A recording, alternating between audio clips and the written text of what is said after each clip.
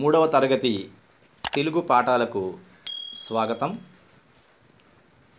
ఈరోజు మనం ఈ మాసపు పాట తల్లి భారతి వందనం అనే ఈ యొక్క గేయం గురించి మనం చర్చించుకుందాం.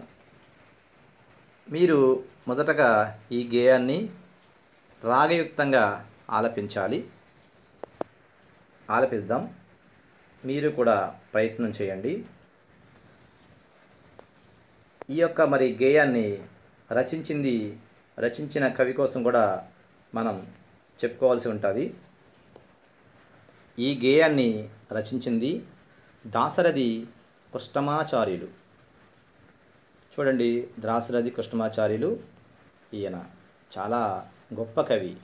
అయితే మనకు గేయం పూర్తయిన తర్వాత మరొకసారి దాశరథి కృష్ణమాచార్య కవి గురించి మనం వివరంగా తెలుసుకుందాం. తల్లి భారతి వందనము, నీ ఇల్లే మానందనము, మేమంతా నీ పిల్లలము, నీ చల్లని వడిలో మల్లెలము. తల్లి భారతి వందనము, నీ ఇల్లే మానందనము, చదువులు బాగా చదివెదమమ్మా, జాతి గౌరవం పెంచెదమమ్మ, తల్లిదండ్రులను గురువులను ఎల్లవేళలా కొలిచెదవమ్మ. చూడండి, ఇక్కడ తల్లి భారతి వందనము అంటే తల్లి నీకు వందనము, నీ ఇల్లే మానందనము, మేమందరం కూడా నీ పిల్లలము. అంటే ఇక్కడ ఈ తల్లి అంటే మన భరతమాతను అనుకోవచ్చు, లేకపోతే మన తల్లిదండ్రులైనా మనం అనుకోవచ్చు. మనకి తల్లి తండ్రులు లేనిదే మనం ఎవరం కూడా లేము. కాబట్టి మనమందరం కూడా తల్లి తండ్రుల వాళ్ళ యొక్క ఆలనాపాలలో ఎంతో చక్కగా అభివృద్ధి చెందటం జరుగుతుంది. కాబట్టి ఇక్కడ కవి ఏం చెప్తున్నాడంటే, తల్లి భారతి వందనము, నీకు వందనములు, నీ ఇల్లే మా నందనము, నీ ఇల్లే మేమందరం కూడా నివసించడానికి మాకు ఆసరాగా ఉంది, మేమంతా నీ పిల్లలము. అంటే మనం ఇక్కడ ఈ యొక్క తల్లి భారతి వందనంలో మేమంతా కూడా మీ పిల్లలము, నీ చల్లని వడిలో మల్లెలము. అంటే మల్లెలు ఎంత మధురంగా, ఎంత స్మూత్గా ఉంటాయో ఆ విధంగా మేమందరం కూడా ఉన్నాము. మమ్మల్ని అందరినీ కూడా నీవు మమ్మల్ని పోషిస్తున్నావు, మమ్మల్ని అభివృద్ధి చేస్తున్నావు అనే అర్థాన్ని ఇక్కడ మనం చెప్పచ్చు. చదువులు బాగా చదివేదమమ్మా, మేమందరం కూడా బాగా చదువుకుంటాం. జాతి గౌరవం పెంచదమమ్మ. జాతి గౌరవం అంటే మనది ఏంటి? ఆంధ్రప్రదేశ్, తెలుగు జాతి. మన దేశం ఏంటి? భారతదేశం. అంటే మన తెలుగు జాతి గౌరవాన్ని పెంచాలంటే మనమందరం కూడా సక్రమ మార్గంలో మనము మంచి విద్యాబుద్ధులు నేర్చుకోవాలి. తల్లిదండ్రులను గురువులను ఎల్లవేళలా కొలిచెదమమ్మ. ఎప్పుడు కూడా తల్లిదండ్రులని దూషించకూడదు, గురువుల్ని కూడా దూషించకూడదు. వాళ్ళని కూడా ఎల్లవేళలా వాళ్ళని కొలుస్తూ ఉండాలి. తల్లిదండ్రులను ఎందుకంటే మీకు జన్మనిచ్చి మిమ్మల్ని పెంచి పెద్ద చేస్తూ ఉంటారు. గురువులు కూడా మీకు చదువు నేర్పుతూ ఉంటారు. మీకు జ్ఞానాన్ని ఇచ్చేది గురువులు, జన్మనిచ్చినటువంటిది తల్లిదండ్రులు. కాబట్టి వీళ్ళిద్దరినీ కూడా ఎప్పుడు కూడా ఎల్లవేళలా కొలుస్తూ ఉండాలి. తల్లి భారతి వందనము, నీ ఇల్లే మా నందనము, కులమత భేదం మరిచెదమమ్మ, కలతలు మాని మెలిగెదము, మానవులంతా సమానమంటూ మమతను సమతను పెంచెదము. కులమత భేదము మరిచెదము అంటే మన భారతదేశంలో అనేక కులాలు జీవిస్తూ ఉంటారు. హిందువులు, ముస్లిమ్సు, క్రిస్టియన్సు, బుద్ధిస్టులు, పార్సీలు, అనేక రకాల మతాల వాళ్ళు ఉంటారు. కాబట్టి నీ మతం గొప్ప, నా మతం గొప్ప అని ఎప్పుడు కూడా మనం ఆ విధంగా భేదాన్ని చూపించకూడదు. మానవులంతా ఎవరు? సమానం, అందరూ మనుషులే. కాబట్టి ఎవరికి నచ్చిన మతాన్ని, ఎవరికి నచ్చిన విధానంలో వాళ్ళు జీవిస్తూ ఉంటారు. కాబట్టి ఎవరితో కూడా మనం ఎటువంటి కలతలు లేకుండా అందరినీ సమాన భావంతో అందరితో కలిసిమెలిసి ఉంటాను అని ఇక్కడ మన భరతమాతకు తెలియచేయటం జరుగుతుంది. తల్లి భారతి వందనము, నీ ఇల్లే మా నందనము. తెలుగు జాతికి అభ్యుదయం, నవభారతికి నవోదయం. తెలుగు జాతికి అభ్యుదయం, నవభారతికి నవోదయం. తెలుగు జాతి అంటే మన ఆంధ్రప్రదేశ్, మన తెలుగు వాళ్ళు ఎక్కడున్నా సరే అదంతా కూడా తెలుగు జాతి అవుతుంది. నవభారతికి నవోదయం, మంచి ఇంకా మనం అందరం కూడా చక్కగా చదువుకొని అభివృద్ధి చెందితే మన భారతదేశం కూడా అభివృద్ధి చెందుతుంది అని ఇక్కడ కవి భావం. భావి పౌరులం మనం భారత జనులకు జయం జయం. భావి పౌరులం మనం భారత జనులకు జయం జయం. భావి పౌరులు అంటే ఇప్పుడు మీ అందరూ చదువుకుని గొప్ప స్థాయికి వెళితే మీ అందరూ కూడా భావి పౌరులు అవుతారు. మనం ఇక్కడ ఎవరైతే నివసిస్తున్నారో అందరం కూడా భారత జనులం అవుతాం. ఎందుకంటే మన దేశం ఏమిటి?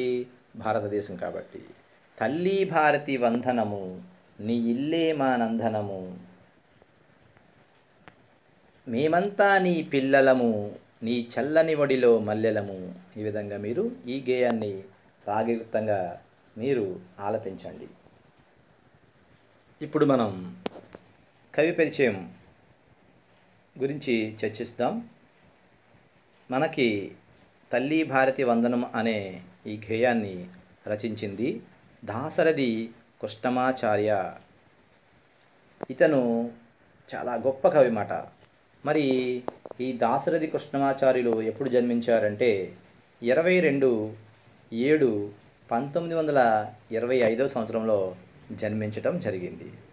మరి ఈయన ఎప్పుడు మరణించారు? 5/11/1987 సంవత్సరంలో మరణించడం జరిగింది.